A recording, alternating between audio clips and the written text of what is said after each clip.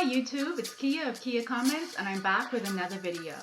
Today I'm going to be doing the time and place tag, which was started by the lovely Jen Campbell over on her BookTube channel, and I'll leave the link to that particular video that she did in the description box below. The essence of the tag is that a booktuber is supposed to choose books and discuss a place or a time in their lives that this book reminds them of. So, without further ado, let's get right to it. The first book I'm going to talk about in this tag is a book called Sati by Christopher Pike. It is to my right, and this book, unlike most Christopher Pike books, which are kind of horror or suspense, is a book about spirituality and religion. I picked this book up when I was 13 or 14. I borrowed it from my best friend, and when I say borrowed, I mean borrowed. You're never getting this book back, girl. And I expected to get horror or suspense and didn't. What I got instead was a book about a young woman who's hitchhiking and is picked up by a trucker, and she claims that she's God. And he takes her in and is skeptical because, of course, she doesn't heal the sick, she doesn't walk on water, but at the same time, there is an aura about her that is deeply calming and a goodness that she brings about when she's in contact with others. The book also has some interesting elements of gender roles and who gets to decide whether or not they want to be a leader, specifically a leader of religion. And it was just something that was really pivotal in my development as a reader, because I'd never read anything so introspective at that point in my life. This second book, White Teeth by Zadie Smith, was recommended to me in my final A-level year while me and my mother and my little brother lived in Hong Kong. And I didn't read anything where I saw myself. Although my school did have a wide range of literary fiction that was promoted and that I was exposed to, there wasn't any fiction about anybody from the Caribbean. So when this book was recommended, it was just a life changer. This book is a multi-generational, multi-cultured book. We are in Jamaica, we're in the UK, we're in India. We follow 3 generations, 2 families, and we see how the families over the generations intersect and come into contact with each other. But the thing that I remember most about it was the fact that at a time when I needed to see myself represented in some way, I had a teacher who somehow knew that, and she provided that outlet for me. Cowboys Are My Weakness by Pam Houston is the next book on my list, and I came across this while perusing the library at my university in the UK. I thought the name was really funny, and so picked it up and was pleasantly and delightfully surprised. This book is also the book that reintroduced me to short stories, which was a form that I kind of hated in high school, but that I fell in love with by the end of this book. Pam Houston writes about women who are in love with each other through strong friendships, who are in love with flawed men, who are flawed themselves. And in my early 20s, this book came at an important time because I myself was just starting to get into serious relationships, and I was also starting to understand how important my female relationships and friendships were, and this was just a really nice hand-holding book to usher me through that period. I could have been in love by now if it wasn't for Toni. Okay, y'all. Toni Morrison pretty much has ruined me for any other author out there. She is impeccable. Toni, I love you.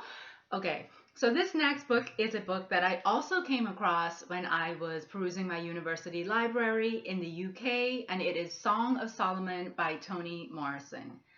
I had never, ever read The Black Man in this way in literary form. Just never. Toni Morrison in Song of Solomon renders the Black American male and the Black American male condition at a certain period in time so poignantly that I wept. I remember this because I was in my single room and it was cold, and Toni Morrison was just flowing through my being, and I was reading about Milkman and Macon Dead and crying. This story traverses a town of people and specifically focuses on a particular family or particular families and their relationship to each other. There is a love story, there is civil rights, there is racial tensions among the Black community and between the Black and white community. This is Toni Morrison at her best, and I don't remember anything about my second year in the UK, really, okay? And I was studying, but I remember this book, and that's why it's on this list. This next book is near and dear to my heart for many reasons. First, it was given to me by my longest and best friend, Olivia, who I stole the first book mentioned in this tag from. This book was a gift, though.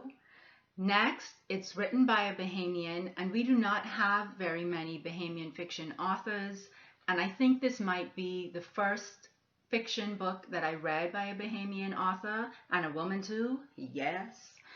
And it was given to me right after I had moved back to the Bahamas from the United Kingdom, gotten my first job, and just was feeling really proud of myself. It came at a wonderful time, and this book by S.L. Shepard called The Green Shutters follows two generations of Bahamian women. It is told from the perspective of Annabel Lee, who has been hidden away by her mother from her abusive father.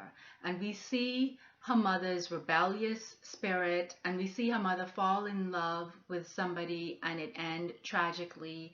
And then we follow Annabel Lee herself through her life. This book was really wonderful because I got to read my own country on the page for the first time ever in my 20s, and that was really monumental to me. Any Bahamians or Caribbean people out there who have never heard about this book or who have never read fiction from the Bahamas, go and get this book. Patronize the people and the writers from our country and our region. It is a really good book, and thank you, Olivia, for giving this to me. I found Frangipani by Celeste Vaite at the Red Cross Fair while hunting for bargain books with my mama, and it is the best purchase based on its cover that I have ever made. This book is set in Fiji, and like The House with the Green Shutters, it follows a generation of two women as they wend their way through everyday Fijian life. I really liked this book because it was really familiar. I've never been to Fiji, but the way that the author describes the landscape reminded me very much of the Caribbean, and the ways in which the relationships between Fijian men and Fijian women play out also reminded me of the Caribbean. The Brief and Wondrous Life of Oscar Wilde by Junot Diaz was the book that accompanied me through my graduate degree while I lived in Kingston, Jamaica. This book changed the game for me. In the middle of a business degree, I came to the realization that I wanted to be a writer because of this book. This book was the first book that I'd read in a Caribbean voice that reflected a generation that I came from. When I heard Junot Diaz's protagonist, I heard my brother. When I heard Junot Diaz's sister, I heard myself and my older cousins, and I really thought to myself, oh my God, there's somebody writing about my region in a way that not only do I recognize, but that I feel, and this is something that I want to do. That doesn't mean that I didn't finish the graduate degree. I did.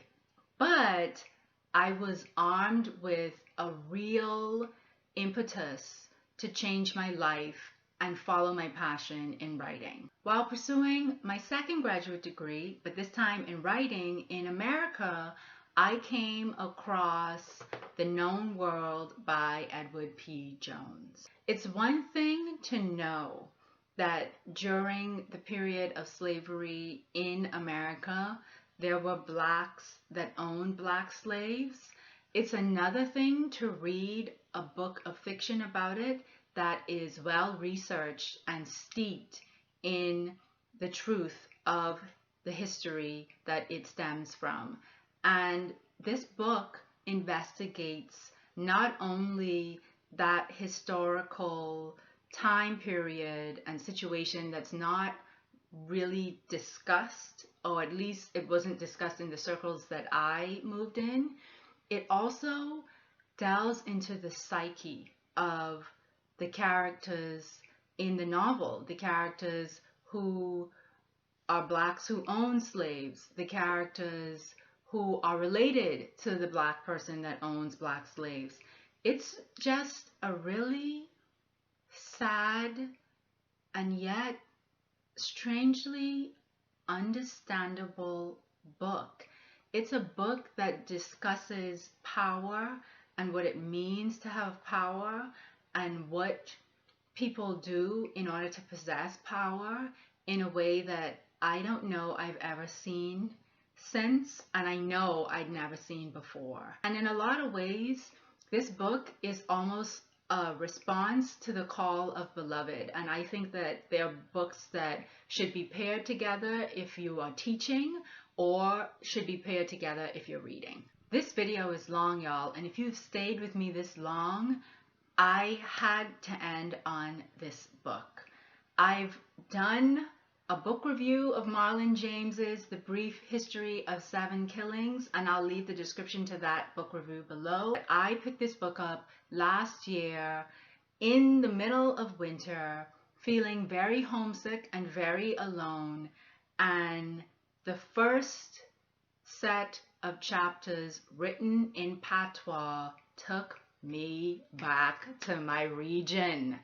I have a very vivid memory of pulling on the side of the road on the highway in the States, because for the second time I wasn't reading but listening to the novel on audio, and it reached a part with one of the characters in the book, and I felt it so deeply that I pulled on the side of the road and had myself a good little cry. Please read this book.